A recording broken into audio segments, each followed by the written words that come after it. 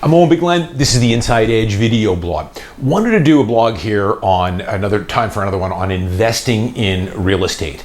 Buying a simple one-bedroom condo, renting it out to a good quality tenant, and just keeping it for the long term. What I talk about in great detail in my book, what's worked for me for the past 30 years. And, I often get a lot of comments back and forth with people on my YouTube blog. And recently on one of the ones I posted on investing in real estate and keeping good tenants, I had a viewer post a little story about a friend that he had, and I thought that this guy gave very good advice. I really appreciate everyone who comments on my YouTube channel. I'm starting to get more and more comments, and I've really got some great people on here now. Some people that have obviously owned real estate in Vancouver like I have for a long time, and are kind of imparting some of the stories and some of the things they've learned over the years as well. But this guy told a story about a friend of his who had an apartment. He'd owned it for 20 years, which is great. At least he bought it and hung on to it. But he was in a situation where the apartment was basically falling apart. It was a mess. Hadn't done anything to it for over 20 years. He had quite a bit of tenant turnover. The rent that he was getting based on the condition of the unit was well below what renovated units would have been going in that building. He thought it was about $1,000 below, which I've seen, and that's probably true. But he said his friend's situation was he didn't want to spend any money on the unit. He thought, why do I want to spend any money on the unit? The tenants are just going to come in and trash it anyways. And this guy gave him some very good advice on, and what I've been imparting on my blog here about maximizing your rental income, taking care, keeping your units in good order, renovating them, buying quality units. It's a huge advantage because A, you get a lot more rent every month, but the big thing is you attract much better tenants, a higher quality of tenant. So in this guy's situation, it was kind of a catch-22. He was getting frustrated with the tenancy turnover, getting frustrated with, not getting the maximum amount of rent and having a hard time renting it. The problem is because the unit was a disaster. It was a pigsty. And this guy told him, the guy on my blog said, you should renovate it, spend $20,000 or $30,000. Get it up to a good level. You can charge more rent and attract a much better quality tenant. And I couldn't agree with this guy more. He was doling out some fantastic advice. I couldn't have done it better myself. So I've done many blogs on this. I talk about it in my book. That's one of the big advantages to being an investor in a city like Vancouver. Unlike some other cities, and nothing wrong with some of these second or third tier cities where you're buying a one-bedroom condo for 80 or 90 grand. Nothing wrong with that. But, I'll get people that will blog, and a lot of them are from the US and they're from outside Vancouver.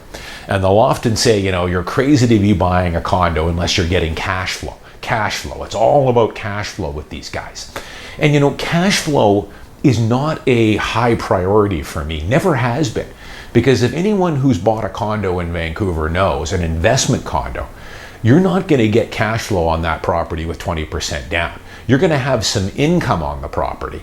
Income meaning that after you you can only deduct your maintenance fees, your property taxes, your strata fees, and any upgrades or renovations or repairs to it, and your mortgage interest. So you'll have some income on it after those expenses. But cash flow is covering everything, including your principal payment. And I have never seen properties cash flow in downtown Vancouver, even 10, 15 years ago when you could buy a one-bedroom condo for 300 grand. It's generally not happening, just like it's not happening in a lot of cities in the US like Southern California or New York or Toronto. The play with Vancouver real estate is capital gains. Buying and holding the property for long periods of time and collecting that capital gain, the appreciation you're going to get. Because you can go to some Midwest town where you can buy a condo for 100 grand and get cash flow. The problem is you don't get any appreciation on these properties. I know of some of these cities where the price hasn't done much in the last 10 or 15 years. You're getting some cash flow on it, but you're not getting any appreciation. Remember, capital gains is what the game is all about. Capital gains, you can shelter that growth until you sell it, A. B, capital gains is taxed at a very favorable rate, 50% of the gain at your marginal tax rate. Cash flow for someone like me or a lot of my well-established investors, they've already got a lot of income. Most of these guys, including myself, are in a 50% tax bracket. I don't really want to add a lot more cash flow because I'm paying 50% on it. I would rather get a break-even situation or maybe have a little bit of income, because you've got to put 20% down, so you will have some income.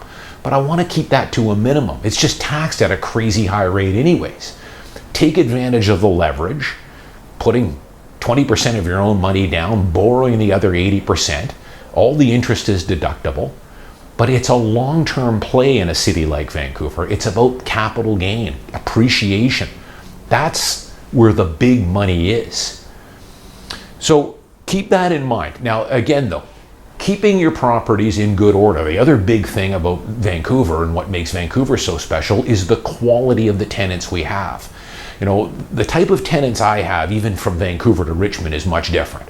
My tenants for downtown Vancouver tend to be young, middle-aged professionals. A lot of tech workers, upper management, lawyers, doctors. Those are my tenants downtown that are paying $2,200, $2,300, $2,400 a month for a one-bedroom condo. They are generally earning $70,000, $80,000, $100,000, $110,000 a year. These are well-qualified tenants. That's the market that I like to be in. That's the market that I've kind of angled myself into. Those are the type of tenants I want. Now, I've also got properties in Richmond where I'm renting them for $1,400, $1,500, $1,600 a month. Still very good quality tenants, but these tenants tend to be tradespeople, blue collar, maybe some management or retail sales or that kind of thing. Again, they're still good quality. Now, if you go to a city in the Midwest in the US, or maybe in the prairies in Winnipeg or Saskatoon, you're probably going to get a much different demographic there. The tenant that's paying $800 a month is much different than the tenant that's paying $2,400 a month. So it all depends on the individual. Myself, one of the big attractions for Vancouver is I want to be in that higher end tenant market, rental market, where I'm getting $2,200 or $2,300 for my one bedroom units. It's just where I've kind of positioned my business and the type of tenants I want to deal with. And that's a big plus for being in a city like Vancouver or Los Angeles or San Diego or Seattle, Miami. Much different class of tenant. But remember, keep your properties renovated in good order. Not only are you going to get better rent, you're going to get less tenancy turnover, and you're going to get a much better class of tenant. And I thought this guy on my YouTube blog here gave this guy some fantastic advice. The next tenant that leaves, spend $40 or $50K, reno it, bump your rent up $800 or $900 a month. He said that the guy was worried about the tenants trashing the place. Why would I want to put $40,000 into a unit that's just going to be trashed? Well, they're not. As I've said here, like I just said, my tenants for downtown are doctors, lawyers, tech workers, upper management, earning six figures. They are good, quality, upstanding citizens that take fantastic pride in the units that they're renting. I've never had an issue, touch wood, with the tenants I've had in my downtown units. I've never had issues with my tenants that are in my Richmond units, because again, I also screen those tenants, run credit checks, make some phone calls to their employer, make a phone call to their previous landlord, do a little due diligence, get a good quality tenant in there. It'll save you a whole lot of time and aggravation. I'm Owen Bigland. As always, thanks for watching. I'll see you next time.